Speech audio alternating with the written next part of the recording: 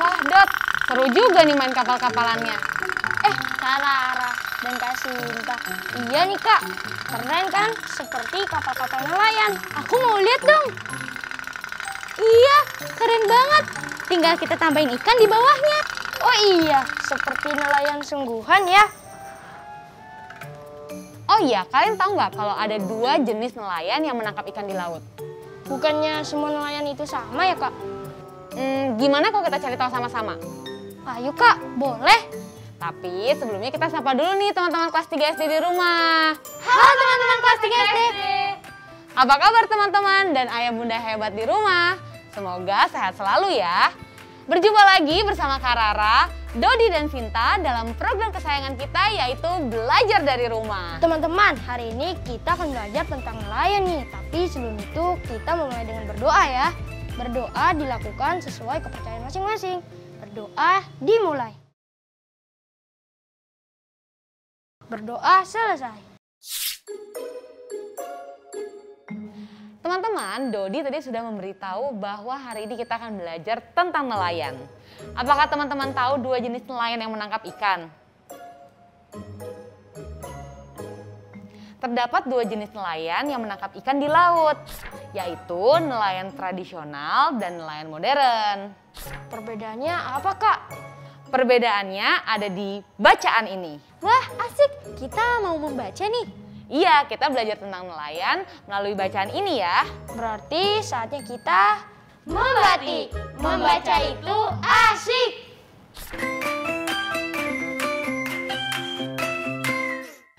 Teman-teman, sesi membatik kali ini adalah terbimbing ya. Judul bacaan kali ini adalah Kehidupan Nelayan. Nanti Dodi dan Sinta bantu Kak Rara baca juga ya cerita ini. Jangan lupa disimak baik-baik karena setelah bacaan kita akan menjawab pertanyaan bersama-sama. Oke? Kehidupan nelayan. Nelayan bekerja menangkap ikan di laut pada malam hari. Mereka pergi melaut dengan naik perahu. Ada nelayan yang melaut naik perahu tidak bermesin. Ada juga nelayan yang melaut naik perahu bermesin. Mereka adalah nelayan tradisional. Pekerjaan nelayan tidaklah mudah. Setiap hari mereka harus menghadapi ombak dan badai di laut.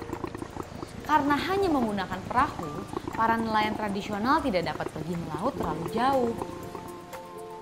Sesampai di laut, para nelayan melempar jangkar agar perahu mereka tidak terbawa ombak.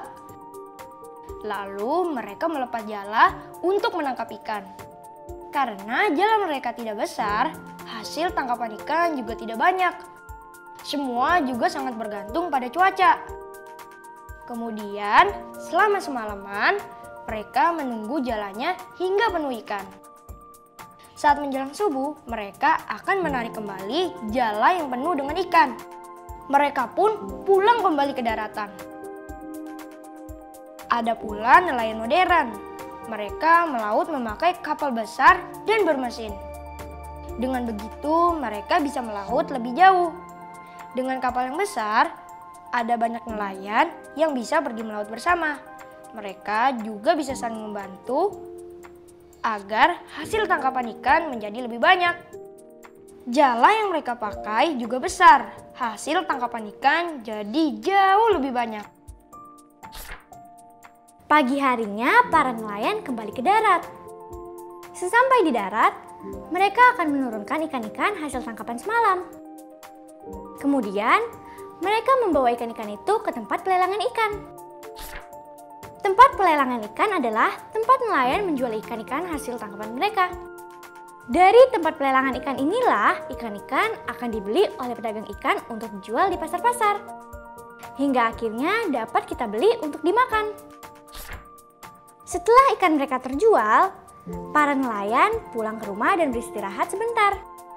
Siang harinya, mereka memulai kesibukan lain. Mereka akan memeriksa dan memperbaiki jala. Semua jala harus benar-benar diperiksa. Jika ada yang rusak, harus segera diperbaiki agar bisa dipakai kembali untuk menangkap ikan. Begitulah pekerjaan para nelayan setiap harinya. Mereka selalu bekerja keras. Berkat kerja keras mereka, kita bisa menikmati berbagai macam ikan. Oh, jadi seperti itu ya Kak, kehidupan tentang nelayan. Hebat ya Kak, mereka menghadapi ombak dan badai di laut hanya dengan menggunakan perahu. Iya Dodi, makanya kita harus berterima kasih sama para nelayan. Sebab karena mereka lah kita dapat menyantap ikan-ikan segar. Kita sudah selesai membaca cerita. Sekarang kita jawab yuk pertanyaan-pertanyaannya. Siapa yang tahu apa yang dilakukan oleh nelayan di laut? Aku Kak, yang dilakukan oleh nelayan di laut adalah menangkap ikan. Betul Dodi. Pertanyaan berikutnya, apa yang dipakai nelayan untuk menangkap ikan? Aku tahu Kak, nelayan menggunakan jala untuk menangkap ikan. Hebat Sinta, betul juga ya jawaban Sinta. Tadi kita sudah mengetahui ada 2 jenis nelayan yang menangkap ikan. Siapa yang tahu perahu apa yang dipakai oleh nelayan modern saat melaut? Dodi tahu jawabannya? Nelayan modern menggunakan kapal yang besar Kak. Aku tambahin ya, perahu yang besar dan bermesin. Bagus, kalian berdua kompak ya, saling melengkapi. Tentu saja dong. Pertanyaan terakhir, siap-siap ya. Di mana nelayan menjual ikan hasil tangkapan mereka? Dodi Kak, pasti jawabannya tempat pelelangan ikan. Hebat Dodi, betul. Kalian berdua hebat-hebat banget sih. Sekarang kita tanya teman-teman yang di rumah. Teman-teman berhasil jawab pertanyaan nggak? Bagaimana dengan jawaban teman-teman? Wah, teman-teman juga hebat ya. Kalian menyimak dengan baik. Kita sudah menjawab pertanyaan dari bacaan tadi. Sekarang gimana kalau kita berlatih buat kalimat? Boleh Kak? Iya, boleh banget Kak. Siapa yang tahu apa gambar ini? Nelayan tradisional dan nelayan modern Kak. Iya betul Dodi. Dari kedua gambar ini, coba tuliskan dalam sebuah kalimat hal yang kamu ketahui tentang nelayan tradisional. Tuliskan juga dalam sebuah kalimat hal yang kamu ketahui tentang nelayan modern. Bisa kan? Bisa dong Kak. Jangan lupa menggunakan huruf kapital dan tanda baca yang benar ya. Oke Dodi, coba sekarang kamu bacakan kalimat yang kamu tuliskan tentang nelayan tradisional. Baik Kak, nelayan tradisional menggunakan kapal kayu untuk menangkap ikan di laut. Wah hebat Dodi. Penulisan huruf kapital dan tanda bacanya juga benar ya. Sekarang Sinta, coba bacakan kalimat kamu tentang nelayan modern. Nelayan modern menggunakan kapal yang besar dan bermesin supaya dapat melaut lebih jauh. Kalimat Sinta juga betul ya. Penulisan huruf kapital dan tanda bacanya juga betul. Apakah teman-teman juga sudah selesai menuliskan kalimat tersebut? Kalau sudah, jangan lupa berikan kepada ayah, bunda, kakak atau anggota keluarga lainnya ya yang berada di rumah. Oh iya, Kak Rara punya sesuatu nih. Apa tuh Kak? Bentar ya. Ini dia papan kata. Berarti saatnya kita masuk pada Balima. Baca 5 kata. Teman-teman, Kak Rara sudah punya papan kata berbentuk perahu nih. Yuk ikut kami untuk membaca setiap kata yang ada pada papan ini ya. Semua sudah siap? Siap dong. Oke, kita mulai ya. Kata pertama. Pergi. Pergi. Tidak. Tidak. Mana. Mana. Naik. Naik. Kata terakhir nih ya. Jika. Jika. Oke, selesai deh. Kita sudah selesai membaca 5 kata. Tetap semangat untuk melanjutkan pembelajaran selanjutnya ya.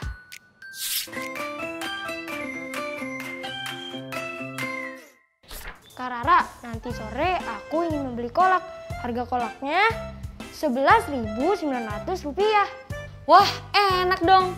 Emangnya kamu mau beli berapa banyak? Aku mau beli 7 Kak. Aku punya uang Rp50.000. Wah, emangnya cukup ya? Sepertinya sih cukup Kak. Teman-teman, Dodi mau beli kolak. Menurut perkiraan kalian, apakah Dodi bisa membeli 7 kolak dengan uang Rp50.000? Coba kalian perkirakan tanpa melakukan perhitungan angka bersama ayah, bunda, kakak, atau anggota keluarga lainnya ya.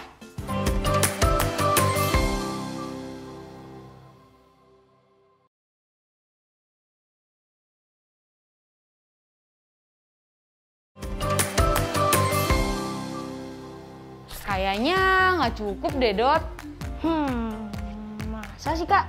Coba kamu perkirakan, harga kolak Rp11.900. Berarti mendekati Rp12.000. Karena kamu mau beli kolak sebanyak 7 buah, maka berapa uang yang harus dibayarkan? Oh iya ya, Kak, tidak cukup. Berarti aku harus minta sama bunda lagi nih. Uang yang Dodi miliki nggak cukup ya teman-teman. Kalian sudah tahu kan gimana memperkirakan tanpa melakukan perhitungan? Kalau belum, coba tanyakan lagi ya kepada ayah dan bunda hebat yang berada di rumah.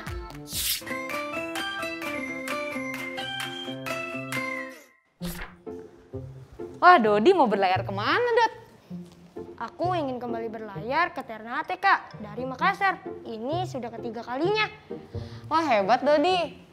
Aku mau ikut dong. Emangnya untuk sekali berlayar membutuhkan uang berapa, Dodi? Untuk bahan bakar sih Rp320.000, Kak. Jadi karena Dodi sudah 3 kali berlayar, berarti Dodi mengeluarkan berapa banyak tuh uang untuk mengisi bahan bakar? Berapa ya, Kak? Angkanya terlalu besar. Kayaknya Dodi belum terlalu paham ya menghitung perkalian dalam bilangan yang besar. Gimana kalau kita belajar soal cerita perkalian dengan bilangan yang besar? Boleh tuh, Kak. Aku ingin tahu caranya. Iya Kak, aku juga ingin belajar. Teman-teman, yuk kita belajar bersama soal cerita perkalian dengan bilangan yang lebih besar. Jangan lupa siapkan alat tulis dan buku kalian ya. Yuk! Oke, perhatikan baik-baik ya. Ada soal seperti ini. Pak Gilang tinggal di Makassar, Sulawesi Selatan. Ia adalah seorang nahkoda kapal penumpang. Ada 2 rute perjalanan yang ditempuh Pak Gilang dengan biaya harga bahan bakar yang berbeda. Berikut rutenya. Biaya bahan bakar untuk rute Makassar menuju Ternate adalah Rp320.000. Sedangkan untuk biaya bahan bakar rute Makassar menuju Surabaya adalah Rp150.000. Pak Gilang sudah melakukan perjalanan rute Makassar menuju Ternate sebanyak 3 kali dalam minggu ini. Coba kita hitung berapa biaya bahan bakar yang harus dibayar Pak Gilang minggu ini. Informasi apa aja nih yang udah kita ketahui dalam soal cerita tadi? Biaya bahan bakar rute Makassar menuju Ternate Rp320.000, Kak. Dan rute Makassar menuju Surabaya Rp150.000, Kak. Pak Gilang juga sudah melakukan perjalanan sebanyak 3 kali. Bagus, sekarang kita hitung biaya bahan bakar yang harus dibayarkan pada minggu ini ya. Karena Pak Gilang telah melakukan 3 kali perjalanan untuk rute Makassar menuju Ternate, maka kita tuliskan 3 dikali harga bahan bakar rute tersebut, yaitu Rp320.000. Nah, sebelumnya Kak Lala coba mau nanya dulu nih, bilangan 320 terdiri dari bilangan berapa saja? 300 dan 20, Kak. Tuh, betul. Nah, kalau gitu kita bisa ngelakuin perkalian terhadap 2 bilangan tersebut, yaitu 3 dikali 300 dan 3 dikali 20. Kita hitung perkalian 300 dulu ya. 3 dikali 300 sama dengan 3 dikali 3 dikali 100 sama dengan 9 kali 100. Coba tebak Dodi berapa hasilnya? 9 kali 100 sama dengan 900, Kak. Betul Dodi, berarti kita dapatkan hasil perkalian 3 kali 300 ya, yaitu 900. Lalu kita lakukan perhitungan perkalian bilangan kedua, yaitu 3 dikali 20. Ada yang mau coba ngitung? Aku, Kak. 3 kali 20 sama dengan 60. Betul. Hebat Kak Sinta, cepat sekali menghitungnya. Oke, berarti kita udah dapatkan hasil dari 2 perkalian ya. Karena perintahnya adalah berapa biaya yang dibayarkan Pak Gilang pada minggu ini, maka kita jumlahkan. Kita jumlahkan kedua hasil perkalian itu. 900 ditambah 60 sama dengan 960, Kak. betul Dodi, hebat. Rp960.000 ya. Jadi kita udah dapat deh biaya yang harus dibayarkan Pak Gilang pada minggu ini, yaitu Rp960.000. Yeay, sedikit-sedikit jadi paham Kak. Bagus Dodi, tapi tunggu dulu. Masih ada soal lanjutannya nih. Soalnya seperti ini. Minggu depan, Pak Gilang melakukan 2 perjalanan rute Makassar menuju Surabaya dan 2 perjalanan rute Makassar menuju Ternate. Coba kita hitung perkiraan biaya bahan bakar Pak Gilang. Berarti kita menghitung dulu perkalian rute Makassar menuju Surabaya dan rute Makassar menuju Ternate kan Kak? Iya Dodi, kita tuliskan dulu ya. Karena Pak Gilang melakukan masing-masing 2 kali perjalanan untuk kedua rute tersebut, maka kita tuliskan dulu 2 dikali Rp320.000 untuk 2 kali rute Makassar menuju Ternate dan 2 kali Rp150.000 untuk 2 kali rute Makassar menuju Surabaya. Aku mau mengerjakan perkalian yang rute Makassar menuju Ternate dong Kak. Aku juga mau Kak. Aku mau hitung yang rute Makassar menuju Surabaya Kak. Iya boleh, tapi satu-satu ya. Kita hitung dulu rute Makassar menuju Ternate. Coba Sinta, gimana perhitungan perkaliannya? Karena 320 terdiri atas bilangan 300 dan 20, maka masing-masing kita kalikan 2. 2 kali 300 sama dengan Rp600.000. 2 kali 20 sama dengan Rp40.000. Kita jumlahkan keduanya Kak. 600 ditambah 40 maka hasilnya Rp640.000 Kak. Betul sekali Sinta. Sekarang Dodi, perhitungan perkalian rute Makassar menuju Surabaya. Baik Kak. Biaya bahan bakar rute Makassar menuju Surabaya adalah Rp150.000. Maka 2 kali 150 hasilnya adalah 300. Sehingga biaya bahan bakar untuk 2 kali perjalanan rute Makassar menuju Surabaya adalah Rp300.000. Hebat kalian berdua. Karena perintahnya adalah berapa perkiraan biaya bahan bakar Pak Gilang minggu depan, maka kita jumlahkan ya semuanya. Rp640.000 ditambah Rp300.000 sama dengan Rp940.000. Jadi, Pak Gilang kemungkinan harus membayar Rp940.000 untuk biaya bahan bakar minggu depan. Ternyata seperti itu ya Kak? Iya Dodi. Oh iya, minggu lalu kan kita sudah belajar tuh tentang nilai mata uang. Kira-kira dari hasil perkalian tadi, Pak Gilang harus membayar uang sebanyak? Tadi kemungkinan harus dibayarkan Rp940.000. Berarti jenis uang kertasnya Rp100.000 sebanyak 10 lembar Kak. Wah, kalian memang hebat ya. Iya dong Kak, ini buah dari hasil latihan kami. Hebat kalau gitu. Oke, apakah teman-teman juga sudah mengerti menghitung soal cerita perkalian yang memiliki bilangan lebih besar? Hebat. Bagi yang belum paham, kalian bisa bertanya kepada ayah dan bunda di rumah ya. Dodi dan Sinta kan udah belajar perkalian nih. Sekarang Karara punya tabel yang berisi perkalian dengan bilangan 8, 4, dan 2. Yuk kita isi aja supaya kita lebih paham akan perkalian dan juga kita bisa menghitung di luar kepala kita. Teman-teman juga ikut mengisi yuk. Aku duluan Kak. Boleh Dodi, kamu jawab perkalian 2 kolom di atas ya. Nah kalau Sinta jawab 2 kolom di bawah. Siap Kak. 8 kali 1 sama dengan 8. 8 kali 2 sama dengan 16. 8 kali 3 sama dengan 24. 8 kali 4 sama dengan 32. 8 kali 5 sama dengan 40. Lalu 2 kali 4 sama dengan 8. 4 kali 4 sama dengan 16. 4 kali 6 sama dengan 24. 4 kali 8 sama dengan 32. 4 kali 5 sama dengan 20. Wih, Dodi hebat bisa menghitung di luar kepala dengan cepat. Iya dong Kak, aku bisa karena terbiasa. Bagus, sekarang giliran Sinta. Baik Kak. 8 kali 6 sama dengan 48. 8 kali 7 sama dengan 56. 8 kali 8 sama dengan 64. 8 kali 9 sama dengan 72. 8 kali 10 sama dengan 80. Lalu 2 kali 9 sama dengan 18. 4 kali 7 sama dengan 28. 2 kali 16 sama dengan 32. 4 kali 9 sama dengan 36. 4 kali 10 sama dengan 40. Wah, Sinta juga hebat. Karara bangga deh sama kalian berdua, hebat-hebat semua nih adik-adik Karara. Teman-teman, kalian juga sudah menjawab perkalian tersebut kan? Kalian juga bisa belajar dari perkalian dalam tabel tersebut dengan cara menutupi jawabannya dengan tangan kalian. Berlatihlah 2-3 kali supaya teman-teman dapat semakin cepat dan mahir menghitung perkalian di luar kepala. Kita sudah selesai belajar nih, berarti sekarang saatnya kita latihan mengerjakan soal, Kak. Iya Dodi, saatnya kita ayo berlatih. Dengan berlatih, kita semakin terlatih. Nah, kali ini Karara mau mengajak kalian mengerjakan latihan soal sambil bermain. Apa tuh Kak permainannya? Permainannya seperti ini. Karara sudah memiliki beberapa bilangan yang teracak. Coba yuk kita temukan 12 perkalian yang tersembunyi. Tapi kali ini kita mencari perkalian dengan bilangan 8 ya. Contohnya seperti ini. Karara menemukan perkalian 8 kali 1 sama dengan 8. Seperti itu ya. Selamat mengerjakan.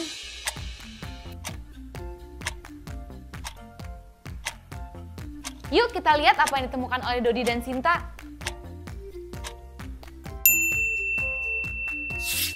Delapan kali 10 sama dengan 80 Kak. 8 kali 6 sama dengan 48. 8 kali 7 sama dengan 56 Kak. 8 kali 4 sama dengan 32.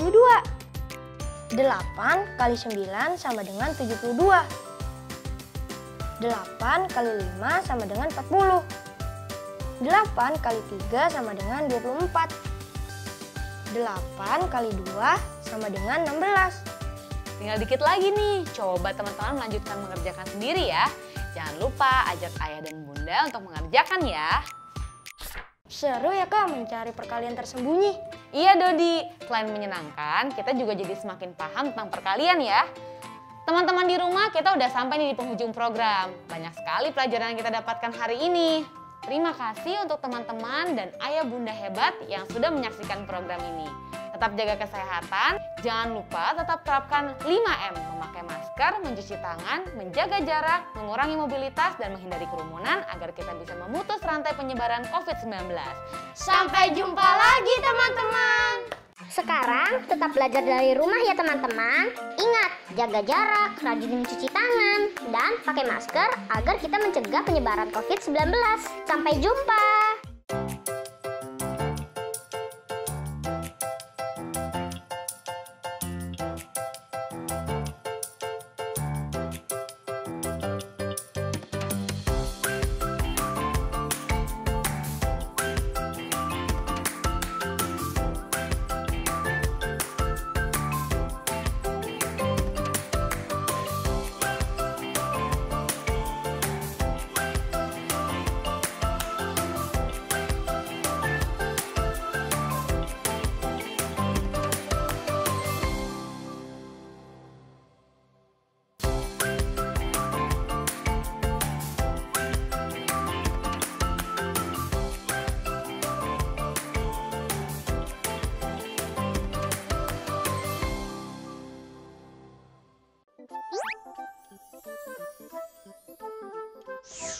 Halo sahabat Dikbud, di masa kebiasaan baru seperti sekarang ini, ingat selalu pesan ibu.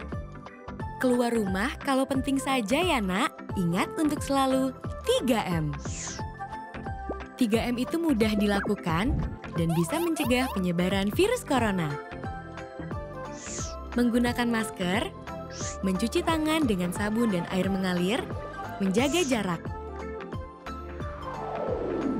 Sahabat Dikbud, kalau kamu sayang keluarga, jangan bawa virus ke rumah ya. Ingat pesan ibu, ingat 3M.